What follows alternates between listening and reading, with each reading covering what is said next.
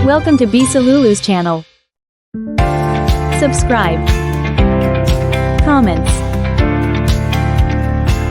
and turn on the notification button. Video berikut menampilkan hal-hal yang harus diperhatikan dalam penyusunan esai beasiswa. Mulai dari yang bersifat kepribadian, seperti cara menuliskan kelebihan dan kekurangan, pengalaman yang membanggakan dan yang kurang membanggakan, hingga pengalaman melakukan pekerjaan yang berada di luar lingkup tanggung jawab.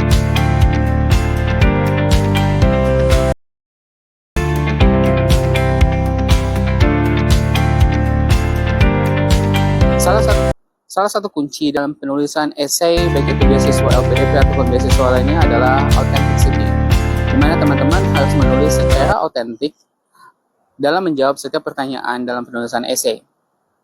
Dan pilih jawaban-jawaban yang sifatnya relevan, yang bisa mencerminkan bukan hanya dari segi story atau narasi, tapi juga bisa mencerminkan karakter teman-teman dalam mengeksekusi sebuah masalah. Misalkan sebagai contoh untuk pertanyaan yang berhubungan dengan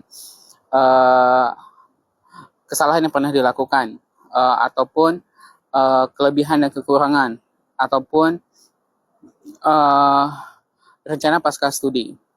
Itu usahakan inline dan autentik berdasarkan apa yang teman-teman alami. Selamat mencoba.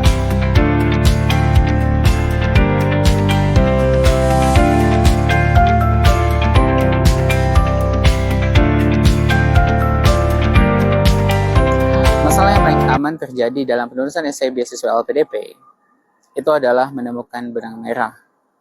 Kacamatanya berbeda dengan beasiswa lain. Ketika teman-teman ingin menulis esai untuk beasiswa LPDP, hal yang paling terpenting adalah mulai dulu dari masalah yang sesuai dengan bidang teman-teman. Dan masalahnya itu adalah hal yang sifatnya nasional. Misalkan contoh, kalau seandainya teman-teman mengambil tentang minyak kayak gitu, maka angkalah masalah nasional, yaitu berhubungan dengan energi. Kalau seandainya teman-teman sebagai seorang guru yang ingin fokus di bidang teknologi misalkan, angkalah masalah nasional terhadap akses pendidikan yang berbasis teknologi. Kalau seandainya teman-teman itu adalah pengen fokus di bidang ekonomi, angkat masalah ekonomi yang sifatnya nasional. Setelah mengangkat ekonomi yang sifatnya nasional, fokus ke hal yang sifatnya regional atau lokal, dan itu akan lebih gampang gitu untuk menunjukin teman-teman itu tuh memiliki poin atau benang merah antara masalah nasional dan positioning teman-teman saat nulis motivasi kenapa harus mengambil beasiswa LPDP ini.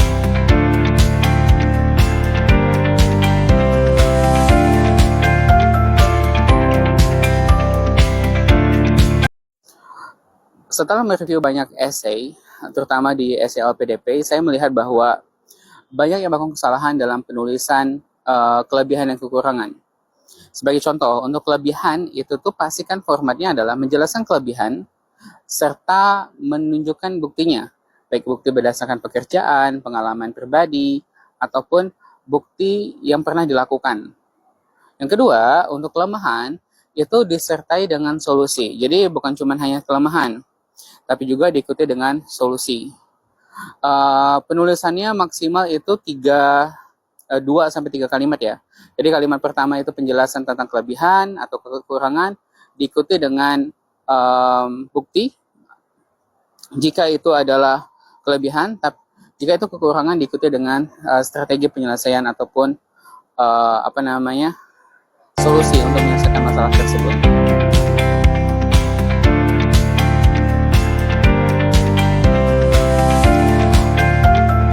Bagi teman-teman yang lagi mempersiapkan penulisan esai LPDP dan masih bingung bagaimana cara mengisi pengalaman yang membanggakan, maka mulailah memilih pengalaman yang membanggakan yang memiliki dampak pada orang lain. Jadi baik itu kecil ataupun besar, disesuaikan dengan pengalaman pribadi yang sifatnya genuine, dan perhatikan bahwa yang dipilih adalah yang memiliki dampak.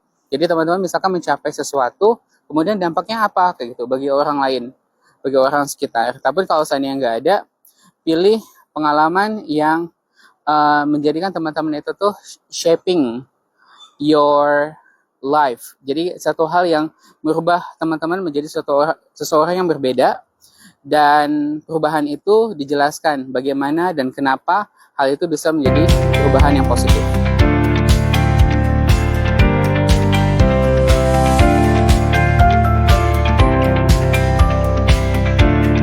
Berikutnya adalah pengalaman yang kurang membanggakan. Jika teman-teman ingin menjawab pertanyaan kurang membanggakan, itu setidaknya teman-teman menjelaskan tentang dua hal.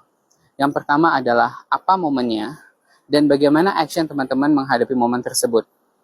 Nah, di sini pertanyaan ini sebenarnya ingin melihat bagaimana kita bisa mengambil hikmah dari sebuah proses, apa dampak kepada diri kita baik secara personal maupun dampak sosial bagi orang lain. Dan yang terakhir adalah bagaimana kita berusaha mencari alternatif dalam proses perbaikan.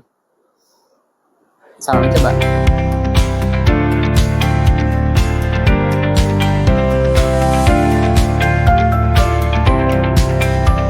Mungkin masih banyak yang bingung tentang bagaimana cara menulis atau menjawab pertanyaan terkait dengan tanggung jawab di luar ruang lingkup.